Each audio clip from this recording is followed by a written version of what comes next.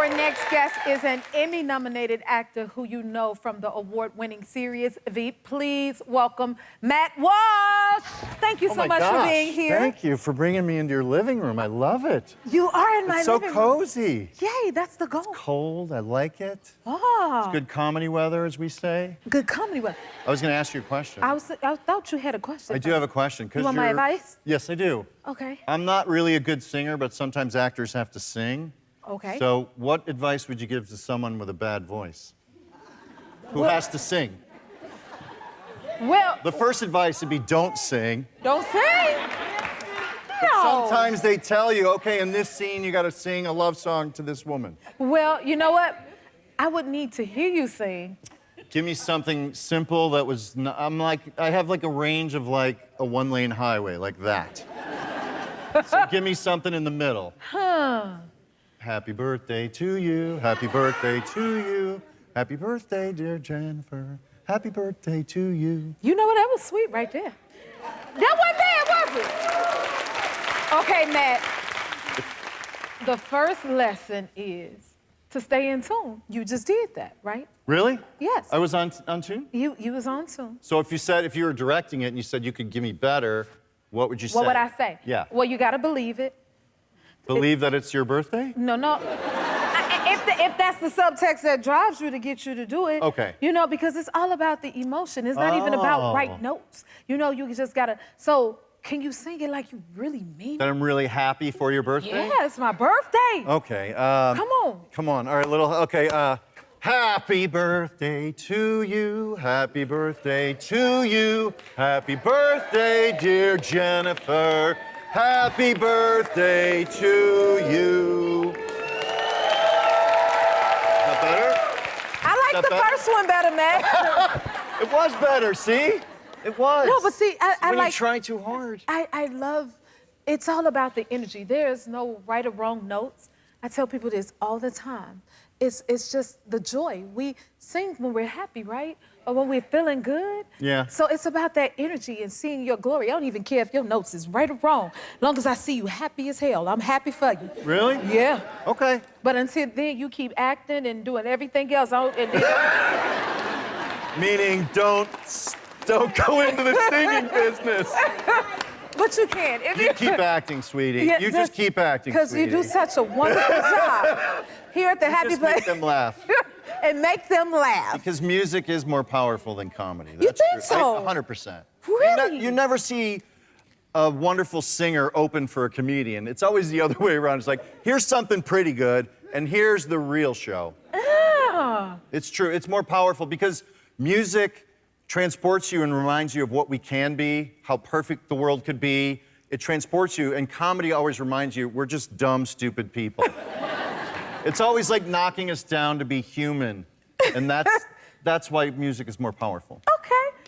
No, but that was good. No. It's true, though. It's true. You know what? I have to say this because you said normally singers that have comedians open up, and when I got to open up for Aretha Franklin, apparently I was the first singer she allowed to open up for her. And up until that point, it was always comedians. Yeah, but there'd never be... Interesting, right? There's never a comedian who could come on stage after Aretha Franklin, ever. Okay. Because people would just leave. They saw the best part, and they're like, let's go, honey. Let's get out of the parking lot before it gets crazy. Well, you know, keep at it. You're sweet. I appreciate your advice. Thank you. I'm so happy to have you. You're from Chicago. I am from Chicago, South Side. South Side? 103rd and Kedzie. Oh, my God. You know that area, sort of? Of course I do. I'm from Chicago, Mount Creek, but I know you are. So you got started in comedy in Chicago. What was that like? Chicago's a great city for being poor and doing what you love. And there's an audience that supports comedy, so it's a great city, and I got into Second City, and I was able to do pranks and make a living. But I started in psychology. I was going to be a psychologist. Really? Yeah, so I was doing psychology during the day, taking grad school, and then at night I was doing comedy shows and drinking too much. And then I would have to go to work in the morning and pretend I was an adult. So eventually I realized that I was better at comedy because the stakes in psychology are too high. If you screw something up in comedy, you don't get a laugh, but if you screw something up in psychology, the repercussions could be more severe. I love some psychology, though. That's interesting. Yeah. Now, you have any jobs in improv? I had many jobs to pay the bills. I would do anything, almost anything, not prostitution or anything, but anything. I know you didn't think that, but, and so I did like mock trials where you study, you play a criminal and then law students interview you in a court case. So I did that. Secret shopper, dressed like an elf on Michigan Avenue, giving away Frango mints, Really? wearing tights that showed my boxers. I'm not proud of that And one. did you sing a song with it? I didn't have to sing. Okay. I did singing telegrams. And you did? I did. And This how just did that reminded go? me of a nightmare. Yeah, not great. Not great.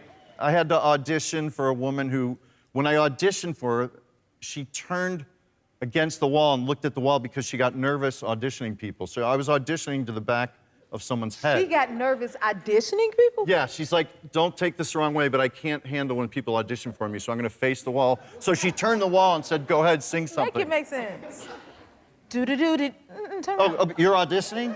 Do-do-do-do-do-do. Do-do-do-do-do. You got it. You got it. So you're really into pickleball? Yes. Can you tell us what that is and how did you get into it? Because I've never heard of it. Pickleball was something I picked up during the pandemic. I think I played it at Julia Dreyfus had a court that she invited us to play on, and then I picked it up during the pandemic, so we taped a court in our driveway, and we were able to play during the pandemic. And pickleball is basically you're standing on a ping pong table. Just imagine that. You're standing on it. Yeah, I mean, that's basically the game, and you just hit like a ball back and forth. And the only different rule is there's a thing called the kitchen, which is kind of like the lane in basketball. You can't step in there unless the ball bounces there, if that makes sense. And that's really it. That's it. Okay. And it's fun and it's easy, and if you're of average athleticism, you can be good right away, which I love. Like you would play, have you played? No. You would step into pickleball and 10 minutes into it, you'd be as good as you're probably ever gonna be. Okay. But you could play. You could play really well. Okay. For real, it's like a simple game. Now you must be a pro because you're featured in the official pickleball Well, magazine. this is true. I was like a 5-page spread, no big deal, in Pickleball Magazine, whatever. Yes, That's my man. driveway. That's my driveway. And it's kind of like an EGOT in a way to be in Pickleball Magazine. Yes. We're sort of similar in that way. Okay. It's like a Lifetime Achievement Award or Time Man of the Year or Sexiest Man in People Magazine. I mean, my can career see just that. took off after this. It's a huge deal. It's not a So you're centerfold. the Tiger but- Woods of pickleball. Yeah, it's like Sexiest Man, really. is what LeBron it's saying. James of pickleball. Yeah, yeah. I could see that. Listen, that is amazing. So you know what?